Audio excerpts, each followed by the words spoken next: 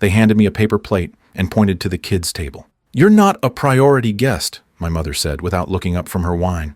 I didn't argue, just took the plate and walked. The table was tucked behind the cake display, low to the ground, half the chairs plastic. Someone had spilled apple juice across the laminated name cards. Mine said Dan, not Daniel, and was written in orange marker, lowercase. No utensils, no napkin, just a plastic fork poking out of a paper napkin roll.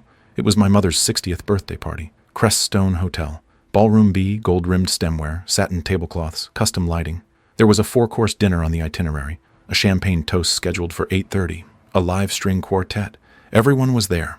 My mother's second husband, all 4 of my half-siblings, their spouses, her lawyer, 2 country club friends I hadn't seen since I was 14, seated by name, catered plates, real silverware. I sat at the far end of the L-shaped table with 3 toddlers and a 6-year-old playing Minecraft on a tablet. Nobody spoke to me. One of the kids asked if I was the magician. I told him no. I watched as the wine was poured table to table, except ours. Someone passed me a dinner roll with a bite already missing. My mother made her entrance at 7:42. Navy silk dress, full makeup, the kind of earrings you don't wear twice. Everyone stood and clapped. She waved, did a slow circuit of the room like a campaign candidate, accepting hugs and posed photos. When she reached our table, she paused. "Oh," she said, "I didn't realize you were coming." "You sent the invite," I said. She looked at my plate, then the table. "Right. It's just, tonight's for the people who've always supported me. Emotionally, I got it." She smiled. "You understand." Then she turned to a nearby guest and said, "Isn't the cake gorgeous?" and kept walking. I finished my roll and stared at the half-served chicken breast. The toddler next to me spilled juice again. Someone stepped on my foot walking past to the real tables. Number 1 apologized. The slideshow started at 8:10. Photos of birthdays, family vacations, matching Christmas sweaters, group shots, laughing on a yacht, a ski trip I was never told about. I wasn't in any of them. They brought out the cake. My mother stood between Tyler and Madison as everyone sang. I clapped with one hand while holding my paper plate in the other. At 8:36, I stood, straightened my jacket, and walked out through the service exit. I drove home in silence, parked 2 streets away, and left the plate on the passenger seat the entire ride. At 6:12 the next morning, my phone buzzed. Missed call. Mom. Voicemail. "Daniel, something's off with the account. The spa said my card was declined. Can you check your end?" Another buzz. Voicemail number 2. "This is serious. I had a hair appointment scheduled. I'm calling the bank, but just call me." Buzz number 3. "Why is the trust portal showing a red flag?" "Daniel, don't do anything stupid." I made coffee, took the paper plate out of the fridge, sat at the kitchen table, ate the cold chicken with my fingers, didn't answer the phone. I was born Daniel Reed March. My mother named me after a poet. She told me once, years ago, during a wine-fueled confession after her second wedding. I'd asked why none of my siblings had literary names. She blinked, confused, then laughed. Maybe I was still romantic back then. She married my father when she was 23. He died when I was 6. Accident on a loading dock. I barely remember the funeral, just the smell of lilies and the way my mother didn't cry. 2 years later, she remarried. His name was Robert. Wealthy, controlled. He had a square jaw and a sprawling backyard, and he didn't like kids who asked too many questions. By the time I was 8, I lived with my grandparents. "Just until you settled down," she'd said. I never moved back. She had 4 more children after me. Tyler, Madison, Devin, and Laura. Picture perfect blondes, holiday cards, private school, group vacations to Disney and the coast. I wasn't in the photos. When I was 16, I sent my mother a framed picture of the honor roll certificate I'd received for maintaining a 4.0 GPA. It arrived during their family trip to Paris. I got a group email back with a line that read, "So proud of all my wonderful children this month," with no mention of what I'd sent. By the time I turned 20, I stopped trying. I paid my way through school, 2 jobs, no help. Majored in finance, did my MBA nights while working days at a tax firm that specialized in high net worth estate structuring. My mother called on my 25th birthday. The conversation lasted 3 minutes. She told me she forgot how old I was. "You're not still doing that number stuff, are you?" she asked. I built my own firm at 31st March Advisory. Remote-based, quietly successful. I kept my name off the website. I wanted clean work, not noise. The only person in my family who ever visited my grandfather, my mother's father. He came once a month after he stopped driving. I'd make coffee, and he'd sit by the window reading prospectuses out loud. "I always said you had the brain for this," he'd tell me. "Pity your mother never noticed."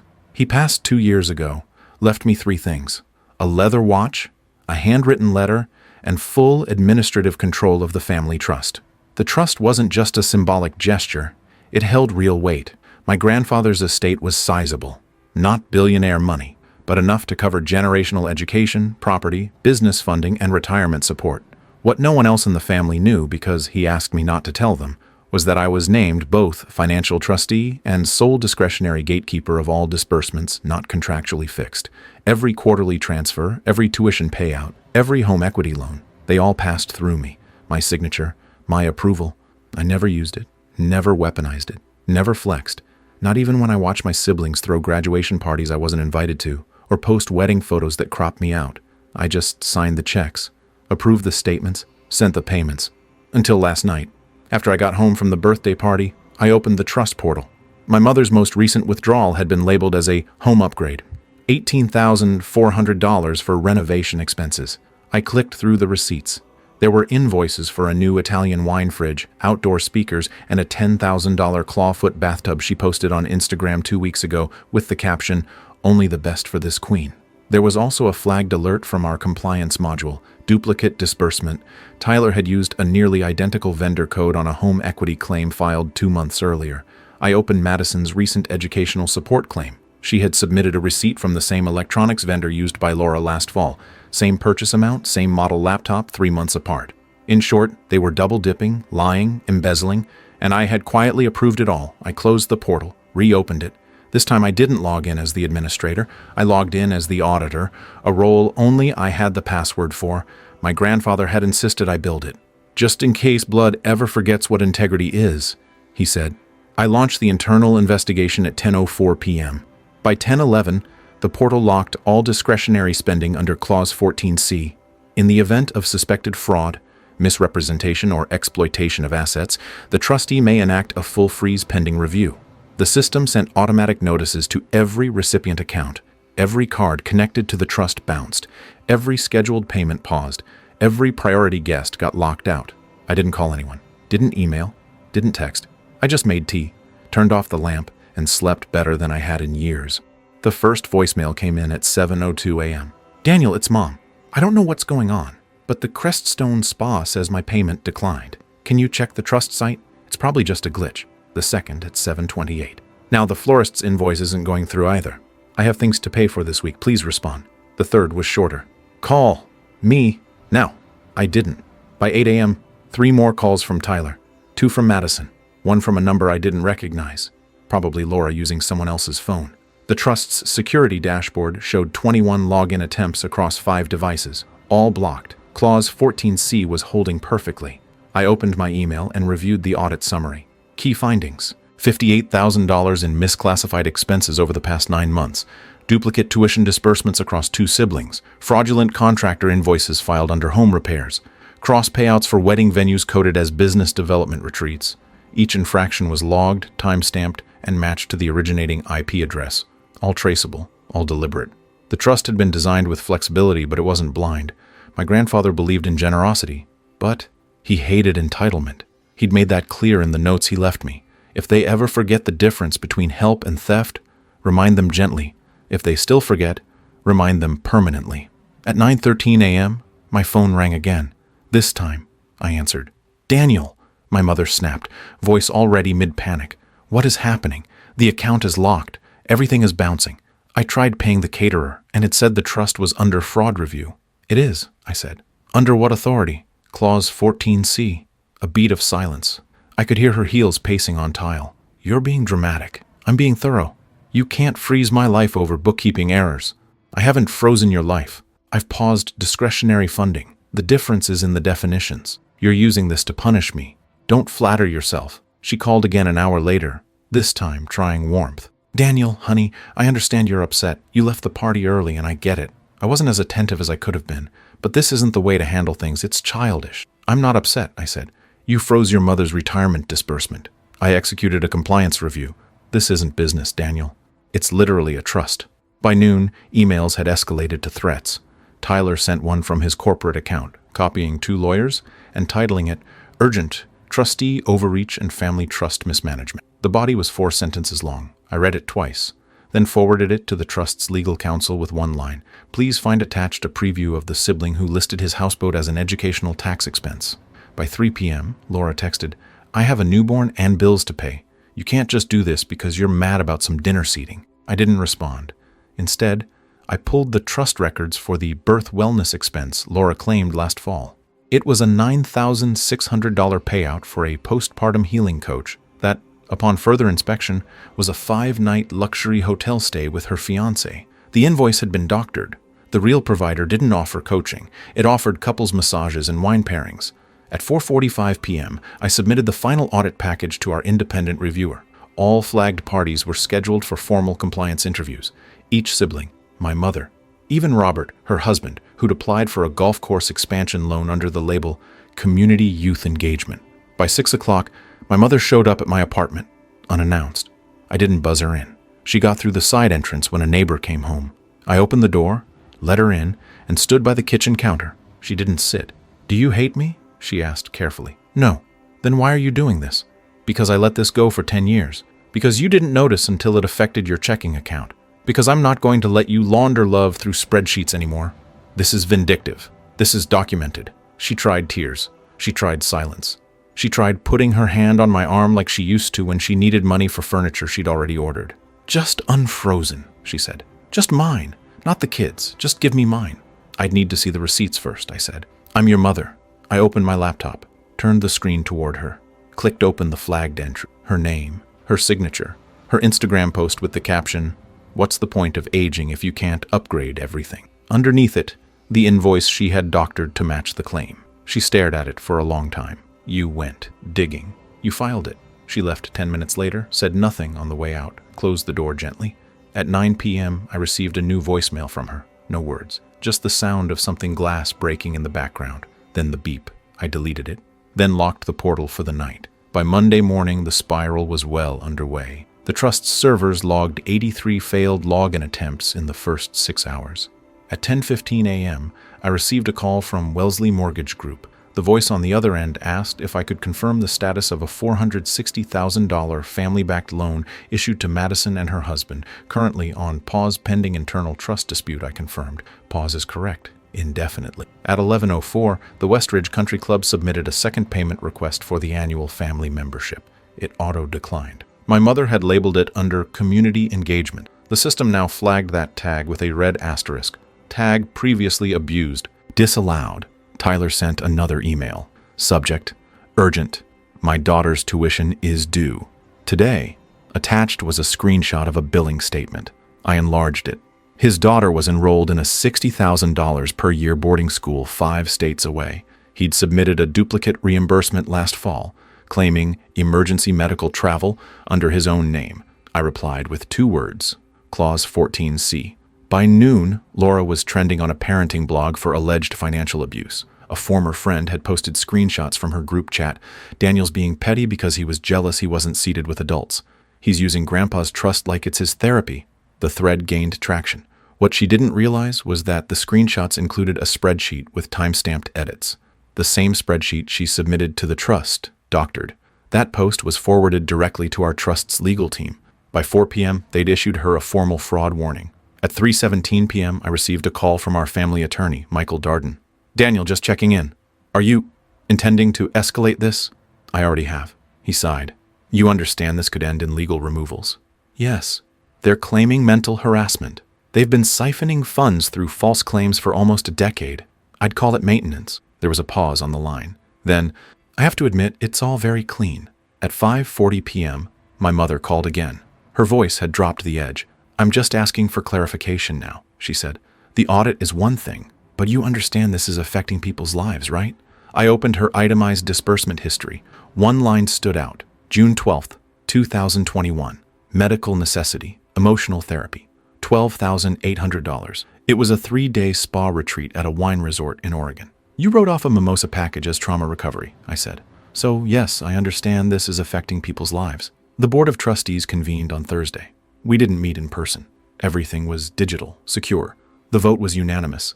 My mother's spending privileges were revoked. Siblings' future requests were locked behind Tier 3 approval, which meant full documentation, real signatures, and face-to-face interviews with an outside reviewer. Only one sibling replied directly to the memo. "Laura, I hope you sleep well, knowing you've humiliated your entire family." I didn't reply, but I did screenshot it. I saved it in the folder labeled Responses. By the end of the week, the family's group credit line was closed. Automatic tuition pipelines were rerouted pending interviews. Monthly stipends were paused. Any trust-connected checking account over $5,000 was now under review status. And then something happened I didn't expect. My youngest niece, Devon's daughter Emily, texted me directly. She was 15. We'd never spoken alone before. "Uncle Daniel, can I ask you something? Are they mad because you did something bad or because they did?"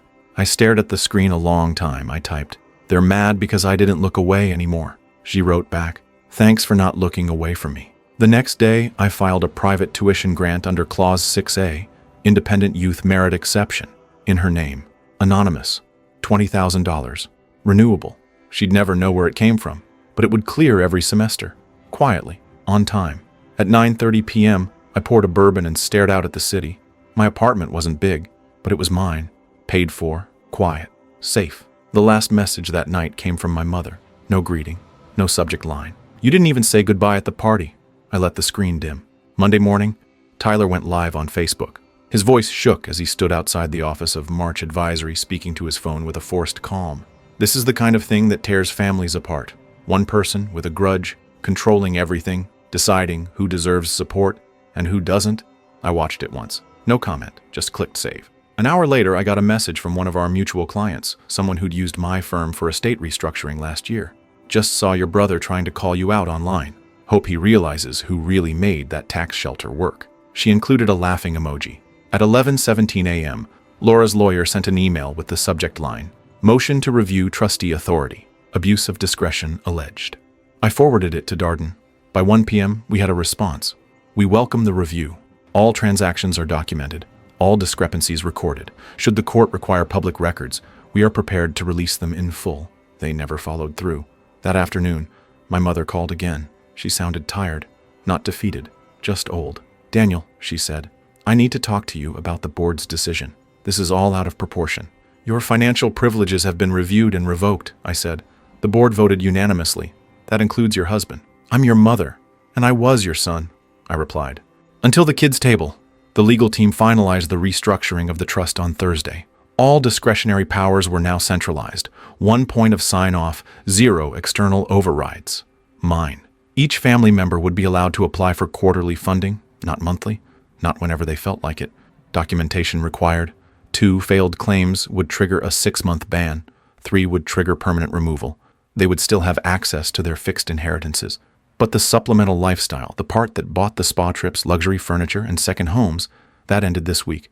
Only one member of the family wasn't affected, Emily. Her tuition was now guaranteed through a separate educational fund I created under the umbrella of a literacy foundation. She didn't know. She never would. But she sent me a photo the next morning of her acceptance letter from a pre-college writing camp. "Thank you, whoever you are," the message read. Tyler tried one more play. He offered to meet man-to-man in a public place to talk it out. I declined. He followed up with a single line. "Grandpa would be ashamed of you." I replied once. "Grandpa gave me the keys because he saw what you were." No response. 2 weeks later, I received a formal apology letter. Not from my mother. Not from any sibling. It came from Robert, her husband. Typed, signed, dated, stamped with a notary. While I've been complicit in years of silence, I recognize now the systems we benefited from were built on entitlement. I accept the board's ruling and will not contest. I hope you will not view all of us as irredeemable. I folded the letter and filed it under. Rare. On a rainy Tuesday, 3 weeks after the party, I walked past the Creststone Hotel on my way home. They had a new banner hanging inside. Same marble floors, same glass chandeliers. A woman behind the counter was arguing with a delivery driver about a cake order. For some reason, the scene stuck with me. That night, I pulled a cardboard box out of my closet.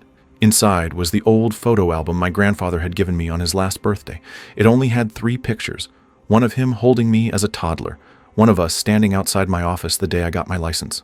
One of me alone, at a table with a plastic fork in my hand, looking out at the sea. He took that one himself. Said it made me look like someone who already knew the answer. I stared at it for a long time, then closed the box and put it away. 2 months passed. No more calls from my mother. No new voicemails from my siblings. No more public Facebook rants or legal letters thinly veiled as requests for reconsideration. Just silence, the kind of silence you earn.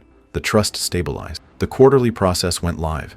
Each family member received a new handbook, digital only, no printouts. Every entry required two-step verification and PDF receipts. No exceptions, no explanations, no special circumstances. They were still wealthy, but not entitled. I took a long weekend in Asheville, rented a cabin at the edge of the Blue Ridge. No service, no laptop, just books, black coffee, and the wind. One afternoon I hiked to a ridge my grandfather once mentioned. Somewhere, he said, the sky looked honest. It did. I scattered his ashes there 2 years ago. No one else came. Not because I asked them not to, because they didn't ask if they should. On the last morning of the trip, I took a photo of the view and sent it to no one. It wasn't for proof. It was for me. Back home, my mailbox held a square white envelope. No return address. Inside, a single folded note. Family dinner this Saturday. No hard feelings. Hope you'll come. Signed. Mom. Attached was a printed RSVP form with yes already circled. There was a sticky note on it. You'll be seated at the main table this time. I put the envelope down. Didn't move. Not out of shock. Just calculation. Then I walked to the kitchen, opened the drawer, pulled out the paper plate from the birthday. Still folded. Still clean. I wrapped it in white tissue, slipped it into a plain box. No note, no signature, no name, just the plate. Saturday afternoon, I handed the package to a courier, paid extra for delivery confirmation. The timestamp showed it arrived at 6:43 p.m., 17 minutes before they cut the cake. That night at 9:22, I got a text from Madison. "What the hell is wrong with you?" I didn't reply. 2 days later, a letter arrived, handwritten this time. It was from my mother. "You've made your point. I hope you find peace in all of this. I don't know who you are anymore." I tore the page clean down the middle. Not out of anger, out of balance. 3 weeks later, Emily sent a photo. She'd made the honor roll. In the background, behind her locker door, I saw something taped up. It was the wrapper from the anonymous scholarship fund letter, the one I sent in silence. She'd drawn a little smiley face next to it in red pen, and written, "Thank you, whoever you are." Spring came. I had a new desk built. Handcrafted oak, clean lines, no drawers, nothing hidden, just space, room to think. At the center, beneath the glass top, I placed one thing, a square framed paper plate, flattened, preserved, white, unwritten, a reminder of what I came from, what they saw me as, and how much power silence can carry if you wait long enough. It was just a plate, but it fed every answer they never asked for. That's all for this story. I'll be back with another one. If you haven't already, please consider subscribing to the channel. It motivates me to create more content like this.